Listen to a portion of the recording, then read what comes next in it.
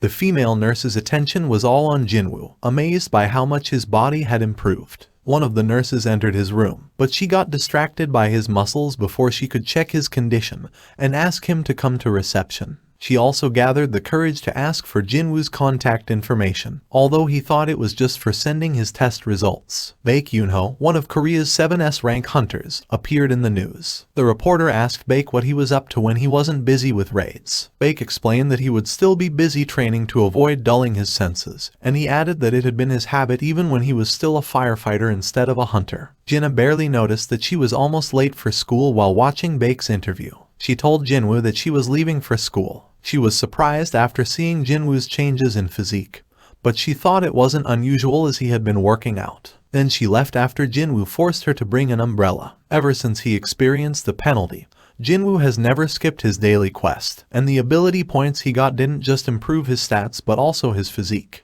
Jinwoo still hasn't used the ability points he got after leveling from killing the instance dungeon boss. Like usual, he thought strength was the most important, but he also focused on agility so he could land a hit, while perception was always handy so he also increased it. However, he ignored his intelligence stat, thinking that it only had something to do with magic. At the same time, Jinwoo received a call from his landlord. His landlord reminded him about their rent for the month, but he was actually nice enough to offer to put it off a bit later. However, Jinwoo wanted to pay right away, so the landlord just reminded him to take care before hanging up. Jinwoo thought rent would not be a problem anymore, as it was now easy for him to kill some goblins. However, it would be difficult for him to join a party and enter better gates. He wondered if he should get reappraised, but he thought he would be attracting trouble if it was revealed that he could grow stronger and stand out too much. And while he was thinking that he should get strong enough first before he revealed his reawakening, he was accepted into a party. A man named Wang Dongsuk accepted Jinwoo into his raid team.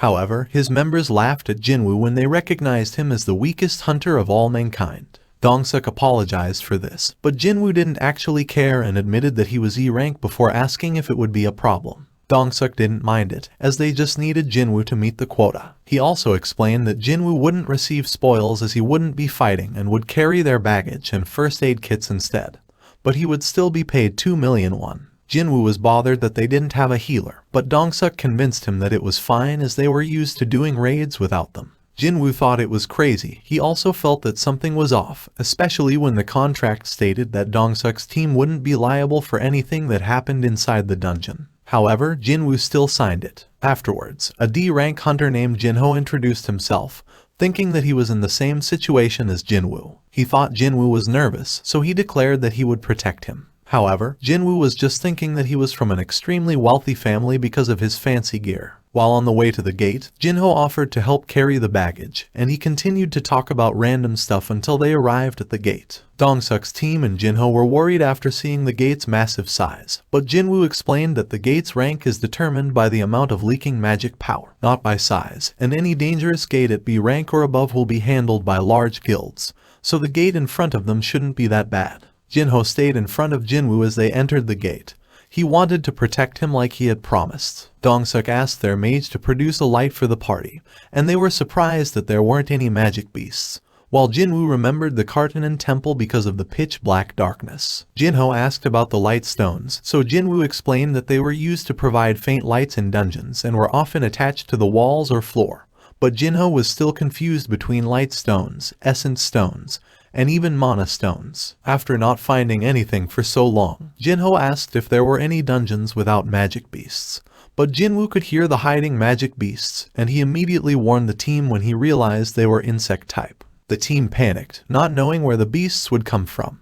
But Jinwoo immediately found out that they were coming from above them. Their long-range damage dealers attacked immediately to reduce their numbers, and once they were in range, Dongsuk used a taunt skill to force the beasts to attack him. Jinwoo realized that it was the reason why he was C rank, while their mage used this chance to kill most of the monsters. Jinwoo was impressed by the party's coordination, while Jinho's fancy gear was making up for his lack of skill. However, he felt that something was off while killing the beasts that reached him. The group got rid of every single one of the beasts without any problem, and while they were excited to collect the essence stones, Dongsuk praised Jinwoo for predicting where the beasts would be coming from. The mage noticed the monsters that were crushed to death by Jinwoo. They knew it wasn't their attacks that killed them, but they thought a more powerful magic beast was responsible for it. Jinho asked Jinwoo if he saw how he had killed the magic beasts, but Jinwoo realized something, and he asked how expensive his gear was, so Jinho explained that it cost a lot since his father wanted to give something nice for his first raid. Hearing this, Jinwoo warned him that they needed to be careful. Inside the White Tiger Guild, their members were startled when they felt the building shaking.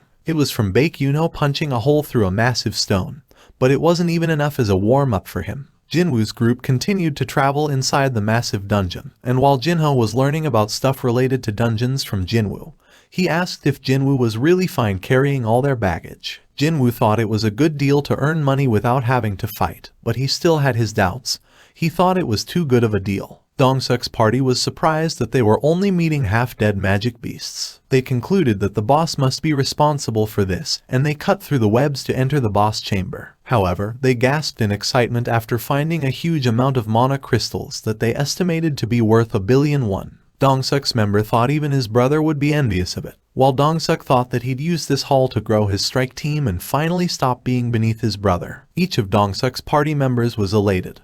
They were certain that even if they divided it 7 ways, they would still get around 100 million. None of them considered sharing with Jinwoo. Jinho was not pleased. He asked to see Jinwoo's contract and tried to negotiate with Dongseok to include Jinwoo in the sharing of mana crystals. Dongseok agreed. He declared that they would share the mana crystals evenly among everyone. However, he reminded Jinho about the boss, as they had to mine all the mana crystals before killing the boss, as the whole dungeon would disappear. He thought the boss was asleep after having his meal, so he suggested that they start mining right away. However, they actually left their mining equipment outside, not expecting that there would be so many mana crystals inside the dungeon. Dongseok was upset, but he asked Jinwoo and Jinho to watch over the crystals and the boss while they fetched their equipment outside. Jinho panicked, but Dongseok declared that the boss had a full stomach and wouldn't wake up unless it was disturbed. Jinho tried to argue, but Dongseok convinced Jinho to trust him, as he had plenty of experience with raids. Jinwoo finally realized what was going on.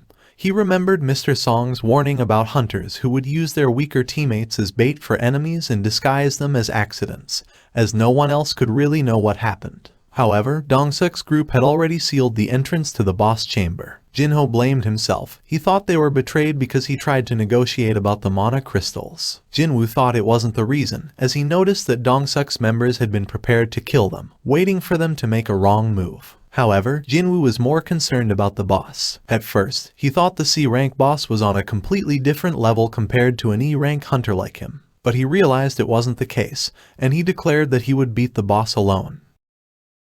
Thank you all for watching. Don't forget to drop a like if you enjoy this video, and please subscribe so you won't miss the next part. And just comment down any anime you want to see in this channel.